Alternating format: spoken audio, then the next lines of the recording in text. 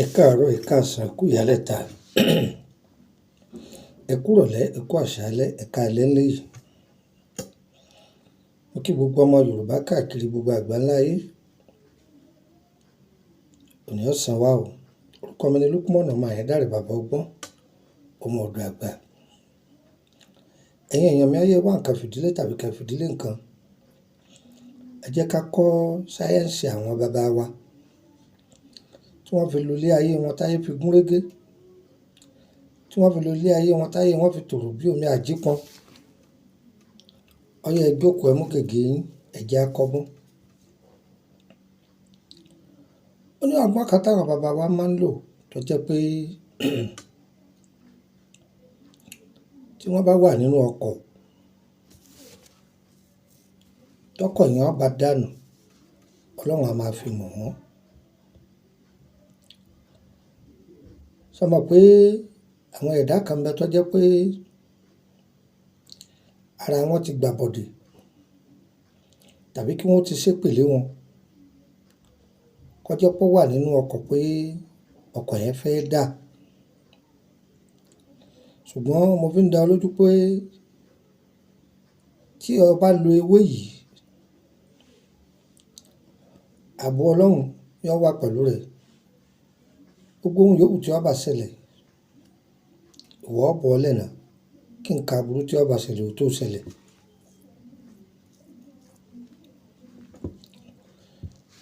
Níbi ó tún wá dá dé, àwọn àgbàlagbà wọn a máa fi sẹ́nu ọ̀nà ilé.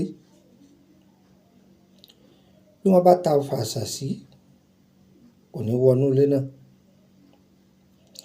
Tí ẹ bá gbé oògùn aburú wọlé, kò ní ṣiṣẹ́. Tí o bá ti jáde padà, yóò gbé kọ Ọlọ́run padà. Iṣẹ́ yìí dájú, ṣùgbọ́n agbára Ọlọ́run ó dájú jù lọ. Ọlọ́run ló ní ewé, Ọlọ́run ló lè gbò. Ṣùgbọ́n agbára Ọlọ́run ọba, òun lọ́ba lórí ohun gbogbo. Tí o bá lo paracetamol 10, ìyẹn ò pé káàrọ̀ má tún ro ọmọ níjọ́ kejì. Ó tún bẹ lọ́run, Ọlọ́run má máa fara ro mí. Ó tún lò mí. Ọlọ́run má fara ro mí o. Ọlọ́run ò sì ní fara ro. Ọlọ́run ó pè kóògùn náà kó bá ọ lára mu. Bíbí àtìgbò náà ṣe rí nìyẹn. Ṣé rí iṣẹ́ yìí, màá ta kókó rẹ̀. Iṣẹ́ 3 mo fẹ́ fún wa, màá ta kókó rẹ̀. Màá ta kókó rẹ̀. Ìní fi ilẹ̀ pé a tà ní. Ìwọ tó bá fẹ́, ó kàn sí wa. Iṣẹ́ náà ẹ bá pàdé ní orílẹ̀-èdè Benin. Owó rẹ̀ ò wọ́n rárá. Kò wọ́n rárá. Sẹ́mi ni, àpò 5 sẹ́fà ni. Òòkà ni o. Òòkà ni. Ọ̀gbọ́, òòkà ni. Ẹ lọ bá mi tọ́jú odidi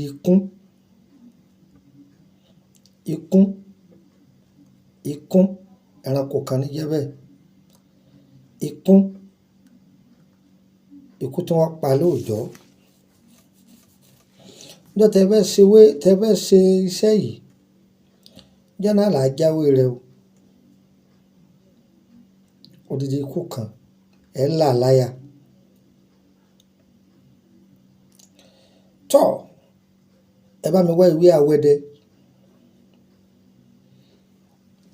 ewé àlúpàyídà, ewé ẹ̀yìn bísowó tá ń pè ní ẹ̀yìn olóbe.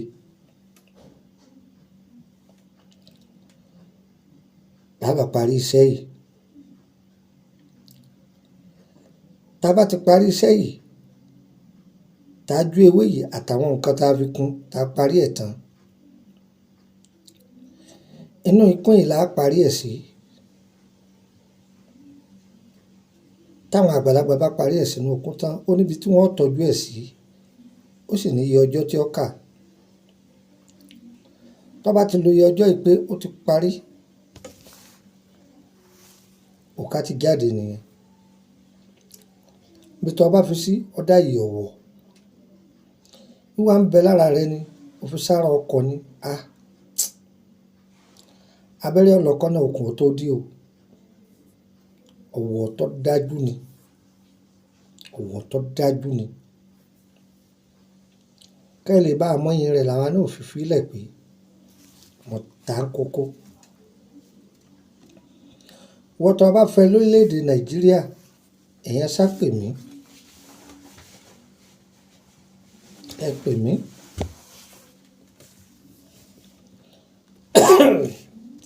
Àpò 5 sẹ́fà ni. Ọmọ àpapọ̀ 5 sẹ́fà tá a bá ṣe sí náírà 10,000 ló jẹ́. Kódà ó tún lé. Price ìlú kọ̀ọ̀kan ò ní papọ̀ mọ́ra wọn, àbí country kọ̀ọ̀kan ò ní papọ̀ mọ́ra wọn. Ẹ gbọ́, àpò 5 lára Benin ó fi rà á, Burkina ní, Niger ní, Cameroon ní, Burkina Faso, Côte d'Ivoire iye kan náà wọ́n fi rà á. Sẹ́mi ni. Bí yẹn ṣe jẹ́ nìyẹn. Ìwọ tó bá fẹ́ wọ́n ṣàpè nọ́mbà mi +2348032983298 +2348032983298 gba kásí +2348133155111 +2348133155111. Ẹ bá ti pe nọ́mbà yìí dàrẹ́tì tí ọ̀rọ̀ mi ò sí lórílẹ̀‐èdè Nàìjíríà ni. Mo ti wà lórílẹ̀‐èdè, ó lè jẹ́ Benin, ó lè jẹ́ Burkina Faso, ó lè jẹ́ Côte d'Ivoire. Ẹ bá ti bá mi sọ̀rọ̀ lórí WhatsApp Nàìjíríà, country tí n bá wà ní jìkà ẹ̀mọ̀. Ṣùgbọ́n lọ́wọ́ bí mo ṣe ń lọ yìí, Benin ni mo fẹ́ lọ. Ó ṣeé ṣe o kí n dé Togo o. Torí pé mo láníyàn àti dé Togo tẹ́lẹ̀. Ṣùgbọ́n mo ṣe ń lọ yìí, iṣẹ́ Benin ó pọ̀ díẹ̀ ńlẹ̀. Mo sì fẹ́ ká lọ clear rẹ̀. Mo sì rí nù ni. Nọ́mbà wo ni nọ́mbà Benin? Ẹ lè fi pè mí +22954651928 +22954651928 +22954651929. Níbo lọ̀dọ̀ mi lórílẹ̀‐èdè Benin? Côte d'Ivoire ní Cotonou, níbi Túndé Motors, ibi títí ń ta mọ́tò ní kìí ṣe ibi títí ń ṣèwé ọkọ̀ o. Níbi ẹ̀yìn ọjà Dégàkàn bí wọ́n ń ta àǹkẹ̀kẹ́, ibẹ̀ ni ọ̀dọ̀ mi. Ibẹ̀ ni ọ̀dọ̀ mi. Títí Dimash táwọn ò tí ń bọ̀ yìí, pẹ̀lú àánú Ọlọ́run, a ti máa fọhùn ní orílẹ̀‐èdè Benin lágbára Ọlọ́run. Ìyẹn dúró bẹ́ẹ̀. Wọ́n tó fẹ́ join WhatsApp group yìí oríṣi méjì ni. Private 10,000 naira ni wọ́n fi ń wọbẹ̀. Wọ́n tó bá wà lórílẹ̀‐èdè Benin 10,000 sefa ni. Wọ́n tó fẹ́ ṣe àwọn ètò tá a ti fílẹ̀ ti pẹ́ bọ́yá ọ̀rá yìí sí a lè bọ́ sí tó bá ti sanwó ẹ̀. Ẹlẹ́ẹ̀kẹta, wọ́n tó fẹ́ béèrè nípa ìrìn àjò rẹ̀ ó sanwó ni. Tàbí wọ́n tó fẹ́ pé àwọn iṣẹ́ kan kò yí ọ, o sì fẹ́ máa gbàgbọ́ yìí, àbí àwọn iṣẹ́ tá a ti fílẹ̀ ti pẹ́ o wá fẹ́ ṣe ọ̀sánfààní fún àti ṣe. Mo ti ṣàlàyé lẹ́ẹ̀kan àbẹ̀ ṣe. Àbí wọ́n tó jẹ́ pé nǹkan tí a ti ṣe kalẹ̀ bí irú òkà tí mo ṣàlàyé ń pa èyí, o bá fẹ́ rà á ṣàlàyé ibi tó ti rà fún. Ṣùgbọ́n kó máa pè mí, ó máa fi mẹ́sẹ̀jì sílẹ̀ pé mo lálàá kan, ìwà àtàlà rẹ̀ tó láǹbẹ̀ ló fi sí o. Ṣùgbọ́n ọ̀tọ̀ bá wà ní private, mo jẹ́ ọ lóhùn kí n dán ọ lóhùn.